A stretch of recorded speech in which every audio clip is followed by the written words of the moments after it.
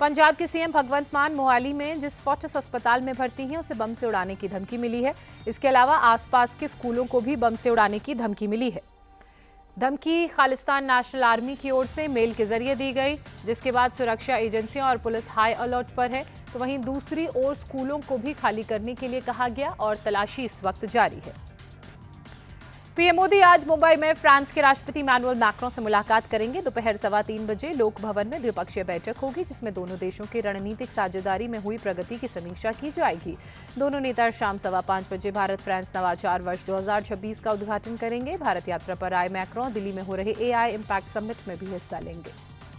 भारत में ही अब निर्माण की तैयारी चल रही है। ये निर्माण उन मिसाइलों से जुड़ा हुआ है जिसको लेकर भारत और फ्रांस के बीच डील होने वाली है। भारत इलेक्ट्रॉनिक्स और सेफ्रॉन ने मिलकर संयुक्त कंपनी बनाई है। ये मिसाइल राफेल और तेजस विमानों में लगेगी। हैमर मिसाइल की रेंज की बात करें तो मोटे तौर पर 60 से 70 किलोमीटर है। इसे पहाड़ी क्षेत्रों में दुश्मन के ठिकानों को बर्बाद करने के लिए बहुत ज्यादा प्रभावशाली माना जाता है। दुश्मन के बहुत ही मजबूत सुरक्षा वाले बंकरों के लिए तो ये काल का काम करेंगी। अमेरिका द्वारा बैन किए गए ईरानी तेल टैंकरों पर भारत ने बड़ी कार्रवाई की है। भारत ने ईरान से जुड़े 3 संदिग्ध तेल टैंकरों को जब्त किया। हालांकि ईरान की ऑयल कंपनी ने भारतीय एक्शन को लेकर अपनी सफाई देते हुए कहा कि इन तीनों जहाजों का उसकी कंपनी से कोई संबंध नहीं है। जहाज पहचान छिपाने के लिए बार बार अपना नाम बदलते, जानकारी बदलते, जिससे कि कोस्टल सिक्योरिटी में लगी एजेंसियों की नजर से बच सके। पीएम मोदी ने धार्मिक नेता और ग्रैंड मुफ्ती शेख अबू बकर अहमद से मुलाकात की। मुसलमानों के धार्मिक नेता हैं। दोनों के बीच सामाजिक सद्भाव, भाईचारे और शिक्षा सुधार जैसे मुद्दों पर चर्चा की गई। ग्रैंड मुफ्ती शेख अबू बकर अहमद को कांतापुरम AP अबू बकर मुस्लियार को कहा जाता है। वो देश के 10वें ग्रैंड मुफ्ती हैं। उनका ताल्लुक केरल से है। उन्होंने कोझिकोड में जामिया मरकज की स्थापना भी की। अबू बकर अल इंडिया सुन्नी जमियतुल उलेमा के महासचिव भी हैं। CBSE के 10वीं और 12वीं बोर्ड एग्जाम आज से शुरू हो गए हैं। दोनों परीक्षाओं में 43 लाख से ज्यादा छात्र हिस्सा ले रहे हैं। इस बार कई नियमों में बदलाव किए गए हैं। 10वीं के छात्रों को 2 बार बोर्ड परीक्षा देने का मौका दिया जा रहा है। तो वहीं बिहार बोर्ड मैट्रिक परीक्षा भी आज से पूरे राज्य में शुरू हो गई है। परीक्षा में 15 लाख से ज्यादा छात्र शामिल हैं। सख्त सुरक्षा व्यवस्था के बीच 1699 केंद्रों पर 2 शिफ्ट्स में परीक्षा हो रही है। बिहार बोर्ड मैट्रिक परीक्षा की आज से चूंकि शुरुआत हो गई है। तो वहीं राजधानी पटना से एक हैरान कर देने वाली खबर सामने आई है। वीडियो सामने आया है। ये तस्वीर पटना के मिलर स्कूल की है, जहां देर से परीक्षा देने पहुंचे छात्र गेट बंद होने पर दीवार फांदकर स्कूल के अंदर चले गए, जिसका वीडियो इस वक्त सोशल मीडिया पर तेजी से वायरल हो रहा है।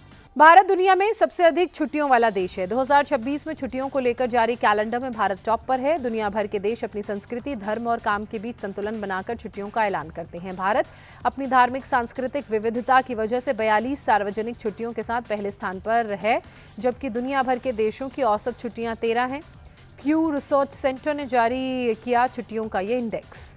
देश में महंगाई के मोर्चे पर एक बार फिर चिंता बढ़ाने वाली खबर सामने आई। कमर्स एंड इंडस्ट्रीज मिनिस्टर की ओर से जारी किए गए डेटा के मुताबिक जनवरी में थोक महंगाई बढ़कर 1.81% पर पहुंच चुकी है। इससे पहले दिसंबर में थोक महंगाई 0.83% पर थी। ये 10 महीनों में सबसे ज्यादा है। मार्च 2025 में थोक महंगाई 2.05% पर थी। कमर्स मिनिस्ट्री ने थोक महंगाई के आंकड़े जारी किए। रोजाना की जरूरत वाली चीजों की महंगाई 0.21% से बढ़कर 2.21% है। बिहार के मुजफ्फरपुर में जननायक कर्पूरी ठाकुर की जयंती समारोह के दौरान कांटी प्रखंड में राष्ट्रीय जनता दल के 2 गुट आपस में भिड़ गए। कार्यक्रम में आरजेडी नेता इसराइल मंसूरी और आरजेडी नेता हैदर आजाद के समर्थकों के बीच जमकर बवाल हुआ। दोनों नेताओं ने भी एक दूसरे पर गंभीर आरोप प्रत्यारोप लगाए। इस समारोह में बिहार सरकार के पूर्व मंत्री मोहम्मद इसराइल मंसूरी मुख्य वक्ता थे। कार्यक्रम के दौरान जैसे ही हैदर आजाद पहुंचे, वहां माहौल तनावपूर्ण हो गया। जम्मू कश्मीर के RS-पुरा में बाल सुधार गृह से 3 कैदी फरार हो गए। फरार होने वाले कैदियों में 2 पाकिस्तानी भी हैं। कैदियों ने फरार होने के दौरान पुलिस वालों पर फायरिंग की, जिसमें 2 पुलिसकर्मी गंभीर रूप से घायल हो गए। फिलहाल पुलिस फरार कैदियों की तलाश में जुटी हुई है। जम्मू कश्मीर में हवाला के एक बड़े रैकेट का भंडाफोड़ हुआ है। गैर कानूनी पैसों की लॉन्ड्रिंग में इस्तेमाल किए जा रहे म्यूल अकाउंट फ्रीज करवाए गए हैं। पुलिस के मुताबिक इन खातों में आने वाला पैसा अलगाववादी या देश विरोधी कामों में मदद कर सकता है।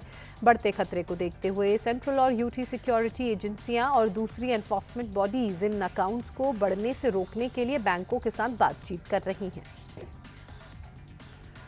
दिल्ली में 3 फरवरी को रील की सनक ने 23 साल के साहिल धनेश्वरा की जान ले ली।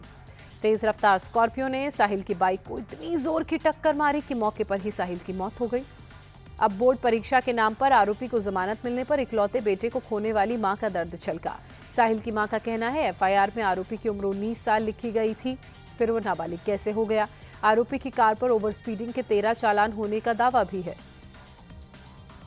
रील बनाने का जुनून लोगों पर इस कदर हावी हो चुका है कि वो किसी भी हद तक जा सकते हैं। कई बार तो लोग जान की बाजी तक लगा देते हैं। ऐसा ही कुछ हुआ दिल्ली के नजफगढ़ में, जहां एक लड़की को रील बनाना भारी पड़ गया। दरअसल लड़की वीडियो बना रही थी, तभी वो अचानक नाले में गिर गई। हालांकि राहत की बात यह रही कि मौके पर मौजूद पुलिसकर्मियों ने तुरंत लड़की का रेस्क्यू किया। हरियाणा का रोहतक एक बार फिर से गोलियों की तड़तड़ाहट से दहल उठा। दिल्ली बाईपास पर बाइक सवार बदमाशों ने युवक की गोली मारकर हत्या कर दी। मृतक की पहचान बदमाश दिनेश गोगा के रूप में हुई। बाइक से आए 2 बदमाशों ने 28 से 30 राउंड फायरिंग की और फरार हो गए। हत्या की जिम्मेदारी भाऊ गैंग के सोशल मीडिया पर पोस्ट करने वाले गैंगस्टर सन्नी रिटोलिया और हिमांशु भाऊ हैं।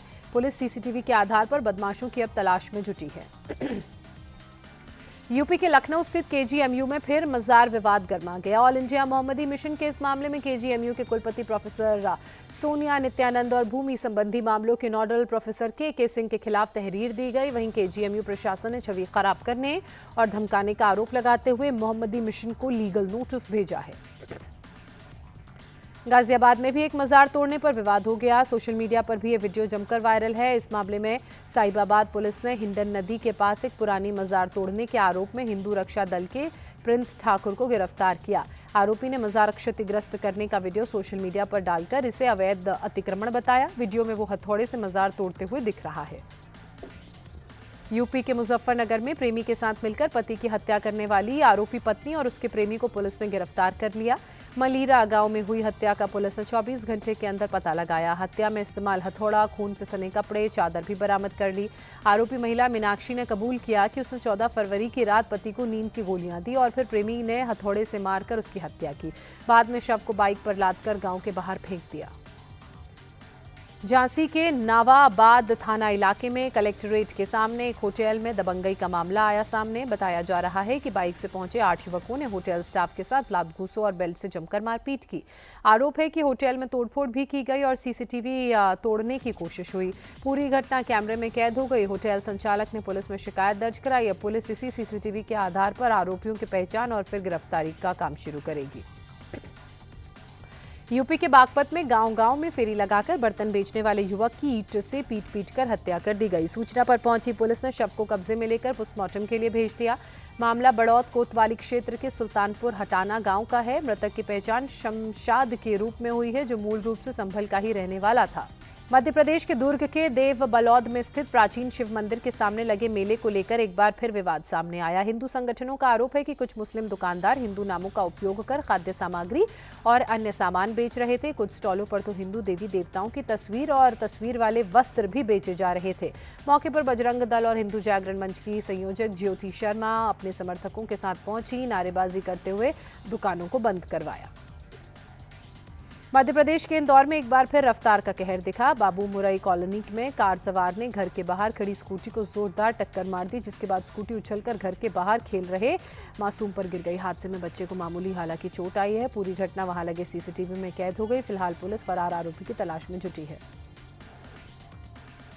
भोपाल में शादी समारोह के दौरान एक होटल में आग लगने से हड़कंप मच गया। सूचना मिलते ही दमकल की गाड़ियां मौके पर पहुंची। मशक्कत के बाद आग पर काबू पाया जा सका। राहत की बात यह है कि किसी तरह की कोई जनहानि इस हादसे में नहीं हुई, लेकिन काफी नुकसान जरूर हुआ। आग लगने के बाद काफी दूर से ही आग की लपटें देखी जा सकती थी। कर्नाटक के चिकमंगलुरु में हिंदू परिवार के घर पथराव का मामला सामने आया। पथराव में घायल 2 लोगों को अस्पताल में भर्ती कराया गया। पीड़ित परिवार ने विशेष समुदाय पर पथराव का आरोप लगाया, जिसके बाद इलाके में माहौल तनावपूर्ण हो गया। बजरंग दल के कार्यकर्ताओं ने लोगों को पकड़कर पुलिस के हवाले किया।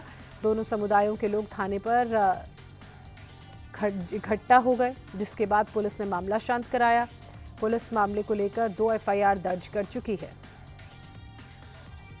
जयपुर के झोटवारा इलाके में बीती रात कबाड़ गोदाम में आग लग गई। अफरा तफरी मच गई, धू धू कर आग की लपटें उठने लगी। लोगों की सूचना पर फायर ब्रिगेड पहुंची, आग पर काबू पाया। हादसे में किसी तरह की कोई जनहानि नहीं हुई है, लेकिन बड़े पैमाने पर नुकसान हुआ है।